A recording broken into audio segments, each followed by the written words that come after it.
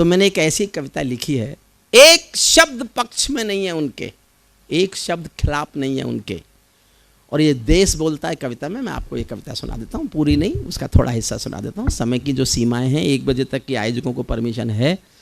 देखिए, मैं कई बार मैं उस कानून को तोड़ने का हिस्सा बन जाता हूँ जो बनवाने में मैं कभी योगदान था मेरा। 1996 में सुप्रीम कोर्ट में सबसे पहले जो जनहित याचिका दायर हुई थी साउंड पॉल्यूशन रोकने के लिए, वो हम लोगों ने की थी, मेरठ के कुछ प्रोफेसर्स ने मिलकर की थी। उनमें मैं भी था, मेरे भी दस्तखत थे कि देश में 10 बजे के बाद लाउड स्पीकर नहीं बजने चाहिए, ये नॉइज़ पॉल्यूशन है, साउंड पॉल्यूशन है, ये बंद होना चाहिए। सुप्रीम कोर्ट का जनहित पर पहला फैसला 1996 में जब आया था, वो हमारे कारण आया था। और अब इसको अक्सर मैं ही तोड़ता हूँ। क्या मैंने कि ये पंगा किसके कारण पैदा हुआ? नहीं, ये जरूरी है, लेकिन अब छूट होती है, 15 दिन की छूट हुई बाद में। सुप्रीम कोर्ट ने कहा 1 साल में 15 दिन ऐसा कोई नियम लागू नहीं होगा, तो उन 15 दिन में से आज 1 दिन है।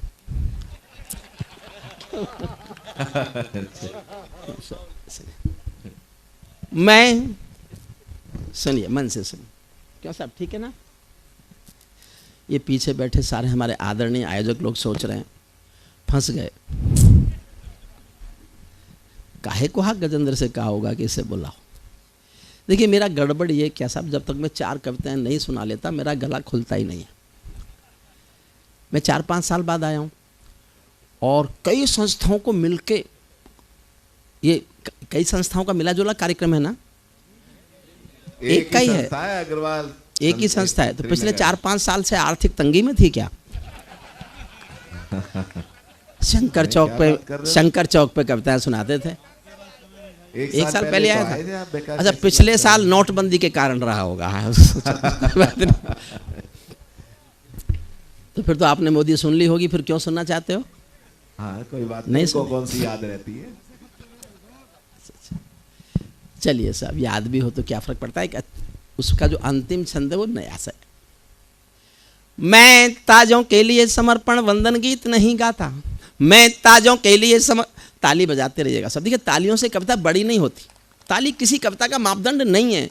लेकिन मुश्किल ये हो गई इस देश में कि जब ताली नहीं बज रही होती है ना, तो हमारे मन में एक ख्याल कि मुझे कुछ भी नहीं गम था, अगर गम था तो ये गम था, मेरी कश्ती जहाँ डूबी वहाँ पानी बहुत कम था। हमें लगता है कि सुनी ही नहीं जा रही।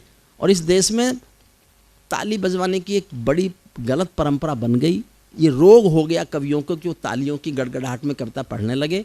ताली नहीं बजे तो उन्हें कुछ कमी नज़र आती है। कोई ताली कविता का मापदंड नहीं है, मैं खुद स्वीकारता हूँ। लेकिन अब 1 दिन में तो हम ठीक हो नहीं सकते। आप ये उम्मीद करो कि हम राम का मंच है 1 दिन में ठीक हो जाए, तो बता, अच्छा जहाँ लगे बजाते हैं। मैं ताजों के लिए समर्पण वंदन गीत नहीं गाता, दरबारों के लिए कभी अभिनंदन गीत नहीं गाता, गौन भले हो जाऊं लेकिन मौन नहीं हो सकता मैं। चौथी पंक्ति समझ जाओगे तो मेरी पूरी कविता समझ जाओगे। एक पंक्ति पर मेरी पूरी कविता की आत्मा टंगी है। मैं ताजों के लिए समर्पण वंदन गीत नहीं गाता, दरबारों के लिए कभी अभिनंदन गीत नहीं गाता, गौन भले हो जाऊं लेकिन मौन नहीं हो सकता मैं। पुत्र मोह में शस्त्र त्याग कर द्रोण नहीं हो सकता मैं, पुत्र मोह में शस्त्र, सल्यूट, वाह।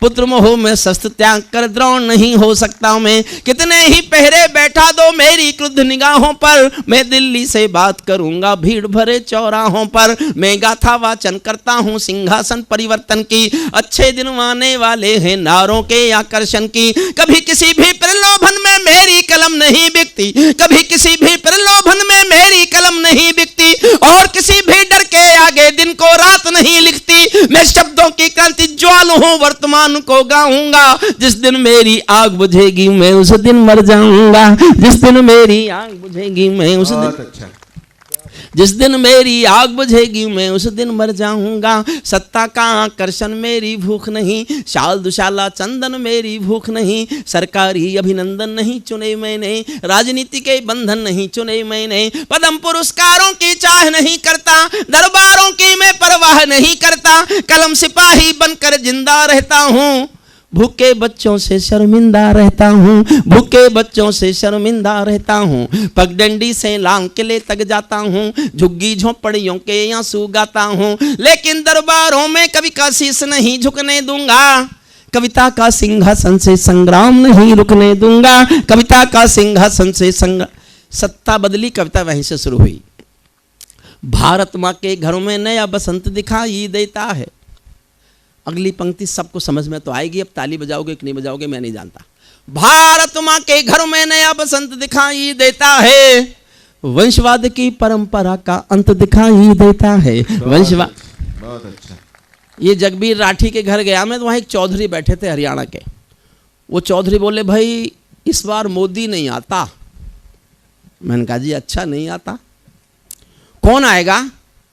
बोले भाई दूसरा एक चौधरी और बैठा था, बोले भाई भी मायावती जी आ सकें, ममता जी आ सकें, अखिलेश जी आ सकें, राहुल जी आ सकें, शरद पवार आ सकें, सबके नाम लिए। तो पहला वाला चौधरी बोला भाई जब सत्यानाश होना ही है तो फिर सपना चौधरी की बुरी है। और अच्छे, क्या बात है। भारत माँ के घर में, अच्छा आप समझते हो गजेंद्र मैं हंसा नहीं सकता? नहीं क्यों नहीं हंसा सकता। मैं इतना हंसा सकता हूँ कि हंसी वालों के पोस्टर भी उखाड़ देता हूँ कई बार, पर समय नहीं है आज। क्या ऐसा क्यों हो जाता है? आप तो कुछ नहीं कर रहे लेकिन हाँ, जी हाँ, कोई बात नहीं आता है। जी हाँ, आपके पास, मेरे पास नहीं। भारत माँ, तो इन्हों को रखो क्यों सुन रहे थे? देखो मैं जाट हूं, मूर्ख नहीं हूं। मैं जानता हूं देश की सर्वाधिक बौद्धिक कौम अग्रवाल समाज के बीच बैठा हुआ हूं। आपने संस्कार संस्कृति का पोषण किया है, रक्षा की है। जितना इस देश में अग्रसेन समाज ने और जैन समाज ने अपनी संस्कार संस्कृति मर्यादाओं का पालन पोषण किया है, अगर हर कौम ने कर लिया होता तो हिंदुस्तान में कोई भी सांस्कृतिक प्रदूषण हुआ ही नहीं होता, हुआ ही नहीं होता, अच्छा है, हुआ ही नहीं होता। सुनिए, भारत माँ के घरों में नया बसंत दिखाई देता है, वंशवाद की परंपरा का अंत दिखाई देता है। तुमने उस दिन परंपरा का सूरज को गाया था, तारीफ नहीं की, लेकिन कोई काम ऐसा कर दिया हो जो इतिहास में लिखा जाएगा, तो वो मैंने भी लिखा है। समर्थन चाहता हूं पूरे सदन का, आपको लगे कि इस काम की तारीफ तो होनी चाहिए थी। मोदी की तारीफ नहीं है, एक काम की तारीफ है। तुमने उस दिन परंपरा का सूरज को गाया था, जिस दिन तुमने संसद की चौखट पर शीश झुकाया था, जिस दिन तुमने संसद की चौखट पर शीश झुकाया था। बहुत बधाई देता हूं मैं परिवर्तन के नायक को। मैंने 20 साल कविताएं सुनाई हैं उनको, जब वो मुख्यमंत्री नहीं बने थे, उससे पहले से मेरे श्रोता हैं। लेकिन एक बात कह के जाता हूं, भगवान राम के मंच पर गजेंद्र सोलंकी आज की रात की सबसे ज्ञान की जो मेरे पास बात कहने की है, वो मैं कह के जा रहा हूं। आप जिसके साथ उठते बैठते हो और वो देखते ही देखते देश का सबसे बड़ा आदमी बन जाए, तो फिर उसके साथ आपका क्या रिश्ता है, ये तय करने का अधिकार उस पर मत छोड़ना। ये तुम तय करना कि तुम्हारा उससे क्या रिश्ता है। बहुत अच्छी बात है। क्या और मैं रिश्ता तय करता हूं, मैं आपसे आशीष मांगता हूं और केवल ये एहसास जीना चाहता हूं। मैं जानना चाहता हूं मुझे आप कैसे आशीष देंगे, सुनना। बहुत बधाई देता हूं मैं परिवर्तन के नायक को, बहुत बधाई दी है मैंने परिवर्तन के नायक को, लेकिन कैसे मर जाने दूंगा आंसू के गायक को। आप विजय के जननायक हो, मैं पीड़ा का गायक हूं। आप राजपथ के नायक हो, मैं जनपथ का नायक हूं। आप राजपथ के नायक हो, मैं जनपथ का नायक हूं। निर्वाचन ने सौंपा है सम्मान तुम्हारे हाथों में, लोकतंत्र की मां संसद का मान तुम्हारे हाथों में, लोकतंत्र की मां संसद का मान तुम्हारे हाथों में, संविधान के पालन का अरमान तुम्हारे हाथों में, तिलक गोखले गांधी का वरदान तुम्हारे हाथों में, अमर तिरंगे की सौंपी है शान तुम्हारे हाथों में, सौंप दिया है पूरा हिंदुस्तान तुम्हारे हाथों में, सौंप दिया है पूरा हिंदुस्तान तुम्हारे हाथों में। विजय किसी की नहीं, विजय ये परिवर्तन के यश की थी। देश एक चेंज चाहता था और देश का कुछ पता नहीं कब चाहने लगे। विजय किसी की नहीं, विजय ये परिवर्तन के यश की थी। और पराजय गांधी जी के बंदर के अपयस की थी। 10 सालों तक बैसाखी से तारे टूटे मौन रहे, घोटालों पर घोटालों के अनबम फूटे मौन रहे, हर घटना दुर्घटना पर मौनी बाबा हो जाते थे, हनुमान चालीसा सीने पर रखकर सो जाते थे। जिस ईमानदार के घर में कौल दलाली पलती हो, उस दब्बू ईमानदार के पाप नहीं छिपने दूंगा, कविता का सिंहासन से संग्राम नहीं रुकने दूंगा। कविता का थोड़ी छोटी करता हूं, एक छंद सुनिए, उसमें हरिओम पंवार बोलता है, जो मूल हरिओम पंवार है, जिसको देश ने बहुत, मैं ऐसा महसूस करता हूं, ये भले ही मैं अपनी कॉपी खुद जांच रहा हूं कि देश मुझे बहुत बहुत प्यार करता है, बहुत प्यार करता है, आप भी बहुत प्यार करते हैं। जो इस हरिओम पंवार को देश प्यार करता है, वो हरिओम पंवार बोलता है, सुनना, हमने कई व्यथा भोगी हैं जनादेश नाकामी की। मैं कहने की हिम्मत कर रहा हूं, मौन मत होके सुनना, मौन होके मत सुनना। हमने कई व्यथा भोगी हैं जनादेश नाकामी की, ये परिवर्तन चढ़ ना जाए भेंट कहीं बदनामी की। जिंदा कौमें कभी झूठ की जय जयकार नहीं करती, जिंदा कौमें कभी झूठ की जय जयकार नहीं करती, भीगी पल के सिंहासन वालों को प्यार नहीं करती, व्यापारी की पीड़ा को जो भी दरबार नहीं सुनता, उसका भाषण लाल किला भी बारंबार नहीं सुनता, उसका भाषण लाल किला भी बारंबार नहीं सुनता। इस सवाल का उत्तर क्या है, मैं किसको समझाऊं क्या, मेरी समझ नहीं आया तो जनता को बतलाऊं क्या, सत्ताधीशों के अधरों पर पहरा क्यों हो जाता है, कभी कभी सिंहासन गूंगा बहरा क्यों हो जाता है, कभी कभी सिंहासन। और मैं कहां तक जा सकता हूं कविता में, यहां तक शायद मैं ही जा सकता हूं, बस सुनना। कभी कभी सिंहासन गूंगा बहरा क्यों हो जाता है, सत्ताधीशों के अधरों पर पहरा क्यों हो जाता है। मैं चारण हूं चौराहों पर आंख लाल कर पूछूंगा, मैं चारण हूं चौराहों पर आंख लाल कर पूछूंगा, सिंहासन के गिरेबान में हाथ डाल कर पूछूंगा, जो भूखों के लिए किए हो काम बता दो मोदी जी, काले धन के गद्दारों के नाम बता दो मोदी जी, काले धन के गद्दारों के नाम बता दो मोदी जी। मेरी चीखें संसद की दीवारों से टकराएंगी, मैं जनता की मांगों की आवाज नहीं घुटने दूंगा, कविता का सिंहासन से संग्राम ने। अंतिम छंद सुनिए, जिसके लिए इस कविता को चाहा आपको। ये सौगंध तुम्हारी है, मैं देश नहीं बिकने दूंगा, देश नहीं मिटने दूंगा, मैं देश नहीं झुकने दूंगा। है मेरा विश्वास कभी सौगंध नहीं तोड़ोगे तुम, है मेरा विश्वास कभी सौगंध नहीं तोड़ोगे तुम, भारत माँ की सेवा का अनुबंध नहीं छोड़ोगे तुम। ऐसा कुछ कर जाओ पूरा देश देखता रह जाए, देश नहीं भूमंडल का परिवेश देखता रह जाए। ऐसा कुछ कर, देखो साहब सब कुछ है देश में, 10 सेकंड और दो मुझे, केवल देश में संवेदनाएं मर रही हैं। हर सरकार ने काम किया है, ऐसा नहीं है कि किसी सरकार ने काम नहीं किया होगा, हर सरकार जो कर सकती है करती है, लेकिन संवेदनाएं बचाने में हर सरकार असफल हो गई। एक छोटी सी बात सुना, छोटी सी कहानी है। एक बहुत अमीर महिला एक बहुत महंगी साड़ी पहने हुए एक बहुत बड़ी सी कार में एक साड़ी की दुकान पे आई और दुकानदार को बुलाया, कांच खोल के, कार का शीशा खोल के, और बुला के कहा मुझे एक जल्दी से सस्ती सी साड़ी दे दो, मेरी नौकरानी की बेटी की शादी होने वाली है। ये कोई खास बात नहीं है, अक्सर अमीर महिलाएं ऐसा करती होंगी। खास बात यह है कि आधे घंटे बाद एक 85 साल की बुढ़िया फटी हुई धोती पहने हुए टूटी सी रिक्शा में बैठकर उसी साड़ी की दुकान पर आई और दुकानदार से कहा मुझे इस दुकान की सबसे अच्छी साड़ी दे दो, मेरी मालकिन की बेटी की शादी होने वाली है। मरते हुए संवेदनाओं को बचाना ही संस्कृति की रक्षा है, वरना तो संस्कृति की धन दौलत से नहीं बचती, संवेदनाएं जिंदा रखने से बचती है। अंतिम छंद इस कविता का सुनाता हूं, जिसके लिए मैंने कविता लिखी, सुनना। ऐसा कुछ कर जाओ पूरा देश देखता रह जाए, देश नहीं भूमंडल का परिवेश। 12 लाइन है, ये मेरी 12 डिमांड है सरकार से, आपकी ओर से हैं, जनता की ओर से हैं, देश की जनता की ओर से हैं।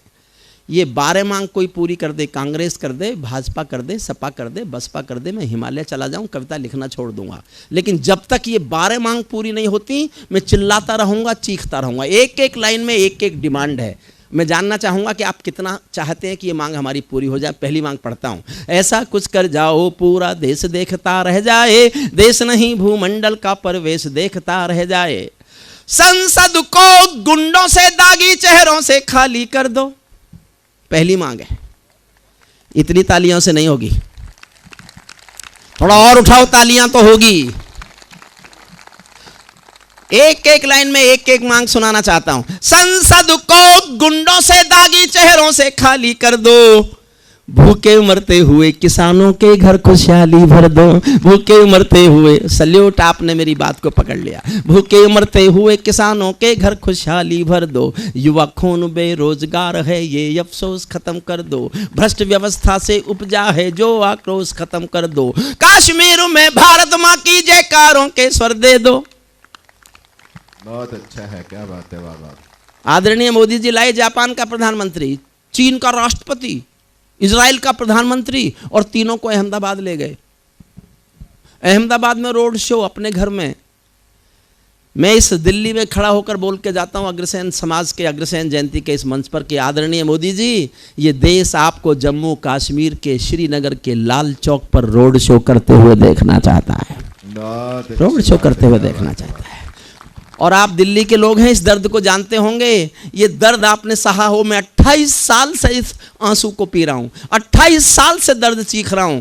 आपको बात पहुंच जाए मैं कहां बोल रहा हूं, तो मुझे एक बार अब तक की सबसे अधिक ताली बजाकर बताना कि आप इस दर्द के, इस आंसू के, इस चीख के, इस चित्कार के दर्द से कहीं ना कहीं कुछ भी नहीं कर सकते। आप कम से कम परिचित तो हैं। अगर परिचित भर हैं तो मुझे तालियों से बताना कि आप जानते हैं। कश्मीर में भारत मां की जयकारों के स्वर दे दो। हर विस्थापित कश्मीरी पंडित को उसका घर दे दो। हर विस्थापित कश्मीरी पंडित को उसका घर दे दो। खेलों को नेताओं से, पूंजीपतियों से मुक्त करो। माँ बहनों बेटी का जीना स्वाभिमान से युक्त करो। झोपड़ियों को मत सिखलाओ तौर तरीका जीने का। उन्हें मयस्सर कर दो केवल अच्छा पानी पीने का। उन्हें मयस्सर कर दो केवल अच्छा पानी पीने का। नंगे बदन लिए फिरते हैं ख्वाहिश एक लंगोटी की। खाली पेट लिए बैठे हैं उम्मीदें 2 रोटी की। कहीं भूख से कोई बच्चा मर ना जाए, याद रहे 10 करोड़ भूखी पीढ़ी की याद तुम्हें फरियाद रहे। तुम चाहो तो भारत के घर घर को देवालय दे दो। तुम चाहो तो भारत के घर घर को देवालय दे दो। लेकिन सबसे पहले झोपड़ियों को शौचालय दे दो। लेकिन सबसे पहले झोपड़ियों को शौचालय दे दो। ऐसा कुछ कर जाओ पूरा देश देखता रह जाए, देश नहीं भूमंडल का परवेश देख।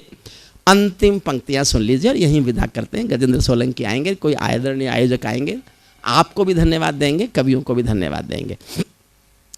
देखो साहब, भारत में पक्षपात खत्म हो जाए ये तो कभी हो नहीं सकता।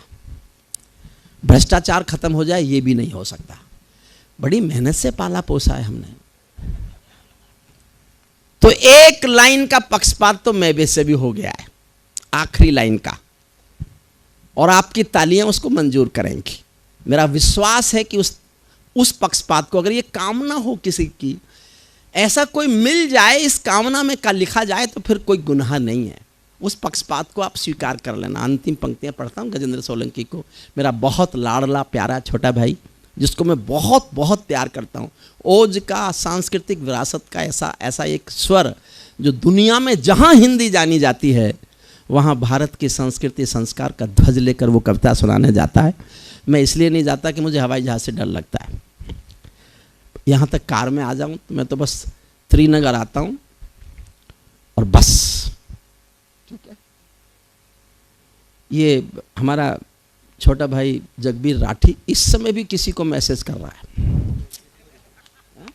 नहीं कर रहा तो इस मोबाइल को बंद करके ऊपर हाथ कर, मोबाइल हटा ले, क्योंकि ताली तुझे बजानी है। बढ़िया, हरियाणवी संस्कार संस्कृति का, लोकल डायलेक्ट का एक बहुत प्यारा सा मुस्कुराहट खिलखिलाहट का मसीहा है ये। हंसते हंसते गंभीर बात कहा जाता है। देखा नहीं आपने, हंसते हंसते भगत सिंह का चित्र आपके आंखों के आगे डाल के ऐसा कर दिया जैसे साक्षात भगत सिंह खड़ा हो। ये गुण केवल हमारे गुणवीर जगबीर राठी में। अंतिम छंद सुनिएगा इसका। ऐसा कुछ कर जाओ पूरा देश देखता रह जाए, देश नहीं भूमंडल का परवेश। समर्थन करना, गंभीर पंक्तियां पढ़ने जा रहा हूं एक एक। ऐसा कुछ कर जाओ पूरा देश देखता रह जाए, देश नहीं भूमंडल का परवेश देखता रह जाए। ऐसा लगे कि सबका साथ तुम्हारे दिल की इच्छा है। अगर तुम ये सिद्ध करना चाहते हो इस देश में कि सबका साथ सबका विकास ही तुम्हारे दिल में है, तो फिर इस देश में अलवर, दादरी और कासगंज नहीं होने चाहिए, नहीं होने चाहिए सर, नहीं होने चाहिए। ऐसा लगे कि सबका साथ तुम्हारे दिल की इच्छा है, सामाजिक सद्भाव तुम्हारी सबसे कड़ी परीक्षा है, सामाजिक सद्भाव तुम्हारी सबसे कड़ी परीक्षा है।